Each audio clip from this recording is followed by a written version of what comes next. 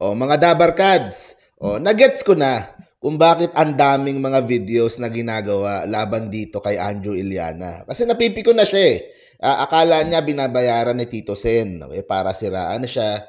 Pero nagets ko na kung bakit ang dami. Si Romeo TV, araw-araw. Si Chris Ulo, araw-araw. Yung mga videos, puro banat dito kay Anjo. Nagets ko siya kagabi dahil nung ako ay nag-post ng Anjo Eliana video dito sa Facebook, kahit na itong Facebook page na to ay hindi masyadong active, umabot ng 400,000 views yung aking munting reaction doon sa post ni Anjo Eliana. Ang laki, 100,000. Tapos nung tinignan ko yung page ni Romeo TV, ang lalaki ng mga videos niya pagdating kay Anjo, 300,000 views, 200. Ang laki, tapos yung mga ibang videos niya, hindi ganun kalaki, nasa 100,000 lang. Pag Anjo yung topic, ang sumisipa yung views. Yun pala yun. Sana mapanood din to ni Anjo Iliana. Kaya ang daming videos laban sa'yo dahil kapag dinikit yung pangalan mo at ikaw yung topic sa Facebook video, sisipa yung video. And of course, pag mga vloggers, kung ano yung malakas, 'di ba? Kung ano yung nagva-viral, yun yung inaaraw-araw. So, ganun talaga. Ganun talaga. Tapos syempre, yung mga ibang kasama ko, mga pro-administration, tapos naging anti itong si Anjo Iliana. Kaya ganun na lang siya talaga gagawa ng mga videos. At maski ako, ito, pangalawang video ko na to, kung malaki na naman yung views nito, di malamang bukas gagawa na naman ako ng isa pa, papahabain natin yung storya. Ganun talaga sa mundo ng pagbablog. At tingin ko nakikita din naman yan ni Anjo na pag ang topic niya si Tito Sen, mas mataas yung views, 'di ba? Mas maraming atensyon, kumbaga kung ang goal niya, kung ang ewan ko kung may nag-uutos sa kanya, pero kung ang nagpapagawa sa kanya ang gusto maraming views, gagamitin niya yung pangalan ni Tito Sen para dumami yung mga nanonood sa kanya. Pati mga news outlets, yung iba kino-cover na itong issue na ginagawa niya kay Tito Sen, di ba? Pero yun pala yun. Kaya pala. At sa akin lang, pinasok-pasok mo itong politika at kasi kumaga magsasara siya, siguro tingin niya, malaki chance ni Sara magpresidente, tumataya na siya dyan, di ba? So, gets ko naman yun. Kumaga, wala akong problema doon. Gets ko naman yun. Kasi sa mga kapwa vloggers ko, ganun din, tumataya kung sino tingin nilang mananalo, di ba? Di pag nanalo, di okay sa all right.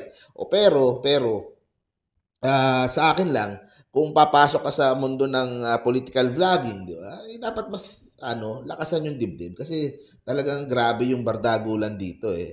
Sa mga DDS nga, doon nga ang malakas talaga mang-asar at mang-bardagulan eh. Kaya kasama 'yan. Sana ma-realize ni Anjo, okay? Pero ito nagsalita na si Tito Sen.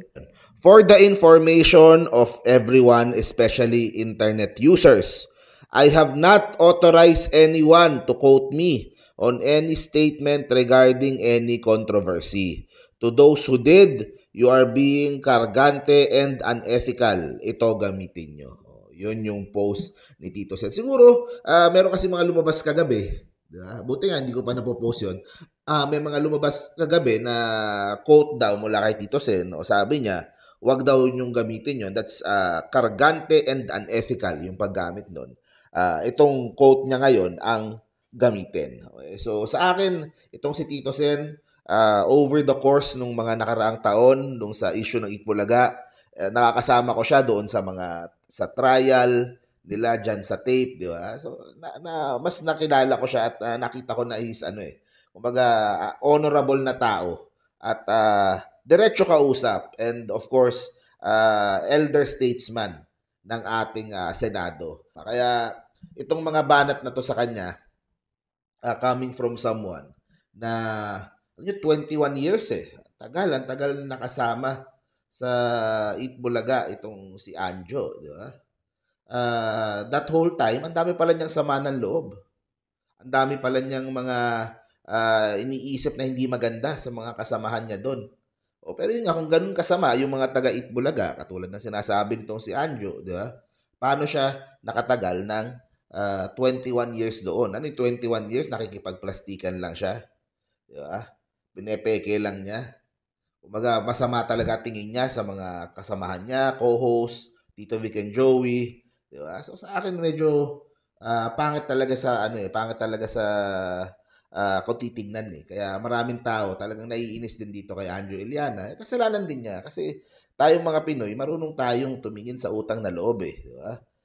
Kung kumbaga kung hindi man kayo okay sa ngayon, di ba? Kung meron man tampuhan, hindi yung tatraidorin mo.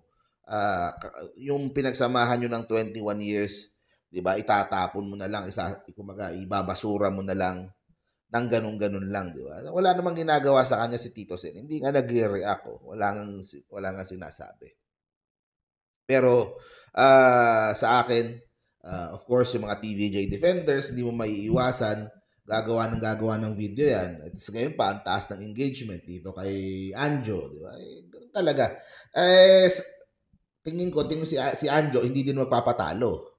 Yun ang pakiramdam ko dyan. Maglalabas at maglalabas yan. O di patuloy na gagawa ng content din. Yung mga hanggat merong views na dala-dala yung Anjo Iliana sa mga videos ng vloggers, di ba? Patuloy na gagawa yung mga vloggers ng video tungkol sa kanya. Ganun lang talaga. Ganun lang talaga yung parang nagiging sistema dito. Huwag si Tito Sen ang sisihin mo. Ang sisihin mo si Mark Zuckerberg dahil siya yung gumawa ng algorithm nung Facebook at yun talaga kung ano yung mainit yun at yun ang gagawa ng video. So thank you very much po, see you po sa next video po natin mga Dabarkads. Ayun, balik na naman tayo dito. Masaya din ako kasi nakapagawa ako ulit dito ng mga video sa showbiz na channel ko. Napahinga ng matagal eh. So, thank you na din Sir Anjo at nagamit ko tong Dabarkads na channel ko.